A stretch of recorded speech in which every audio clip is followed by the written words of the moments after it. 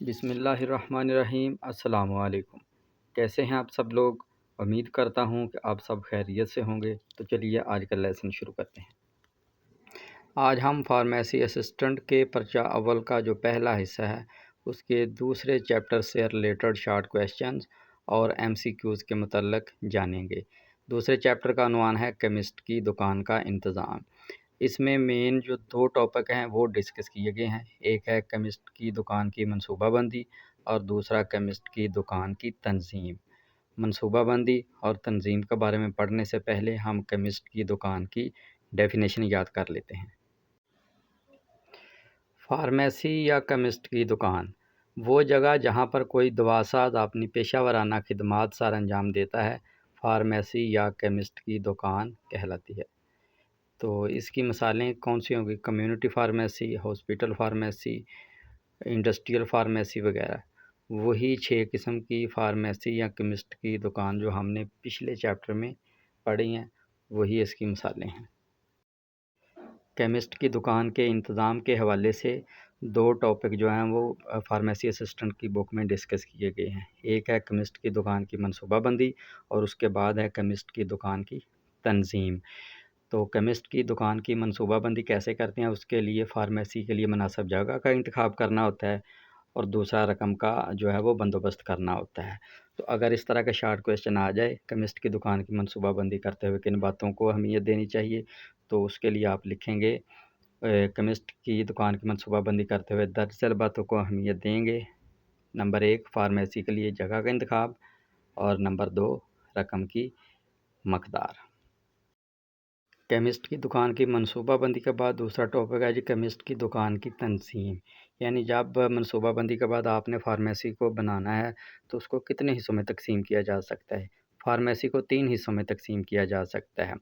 پہلا ہے فارمیسی، دوسرا نسخہ کا شعبہ اور تیسرا ہے تیاری کا شعبہ۔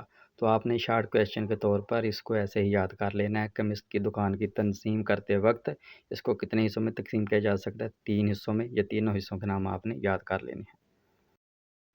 اس کے بعد ہے بل وارنٹی۔ بل وارنٹی کے متعلق اگر کسی قسم کا کوئی شارٹ کویسچن آ جائے، جیسے بل وارنٹی کیا ہوتا ہے، بل وارنٹی کے متعلق مختصر تحریر کریں یا بل وارنٹی کی ڈیفینیشن لکھیں وغیرہ، تو آپ نے یہ نیچے لکھنا ہے۔ یہ بل وارنٹی ایک مخصوص تحریر ہوتی ہے جو اس بات کی ضمانت ہوتی ہے کہ دوائی کو قانون اور معیار کے مطابق بنایا گیا ہے اور ڈرگ ایکٹ اور رولز کی خلاف ورزی نہیں کی گئی۔ کسی قسم کی خلاف ورزی کی صورت میں فروخت کنندہ اس کا مکمل طور پر ذمہ دار ہوگا۔ اب اس چیپٹر سے ریلیٹڈ کچھ ایم سی کیوز بھی پڑھ لیتے ہیں۔ پہلا ایم سی کیو، اصولی طور پر دوا سازی کو ڈیش حصوں میں تقسیم کیا گیا ہے۔ دوا سازی کو 3 حصوں میں تقسیم کیا گیا ہے۔ کون کون سے ہوتے ہیں؟ پیشہ ورانہ دوا سازی، معاشرتی دوا سازی اور تیسرا ہے فارمیسی بطور ڈپارٹمنٹل اسٹور۔ فارمیسی اسسٹنٹ کی بک میں یہ 3 حصے دیے گئے ہیں، یہ آپ نے یاد کر لینے ہیں۔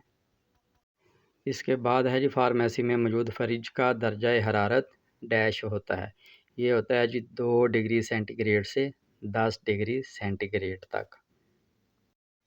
اگلا ایم سی کیو پڑھتے ہیں دوا ساز کو نسخہ میں معمولی سی بھی تبدیلی ڈیش کی اجازت کے بغیر نہیں کرنی چاہیے۔ تو فارماسسٹ کو ڈاکٹر کی اجازت کے بغیر معمولی سی بھی تبدیلی جو ہے وہ نسخہ میں نہیں کرنی چاہیے۔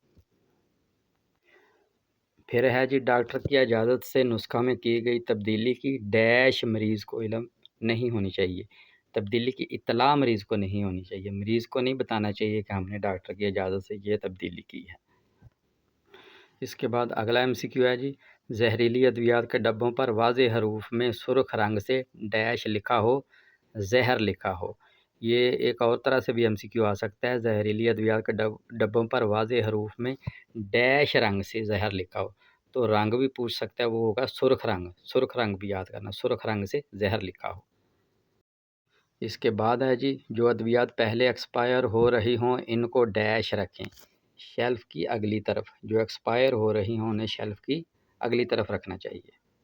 اس کے بعد ہے ایکسپائر ادویات کی واپسی کے لیے ڈیش پہلے کمپنی کو آگاہ کریں۔ کتنا عرصہ پہلے کمپنی کو آگاہ کرنا ہوتا ہے 3 ماہ سے 6 ماہ پہلے۔ تو یہ بن جائے گا ایکسپائر ادویات کی واپسی کے لیے 3 ماہ سے 6 ماہ پہلے کمپنی کو آگاہ کریں۔ اور یہ اینڈ والا MCQ ہے جی، کوئی دوائی ڈیش کے بغیر نہیں رکھنی چاہیے، بل وارنٹی۔ اس کا جواب ہے بل وارنٹی، کوئی دوائی بل وارنٹی کے بغیر نہیں رکھنی چاہیے۔ تو یہ تھی آج کی ویڈیو۔ جن دوستوں نے ابھی تک چینل کو سبسکرائب نہیں کیا وہ لازمی چینل کو سبسکرائب کر دیں۔ اگلی ویڈیو تک کے لیے اللہ حافظ، السلام علیکم۔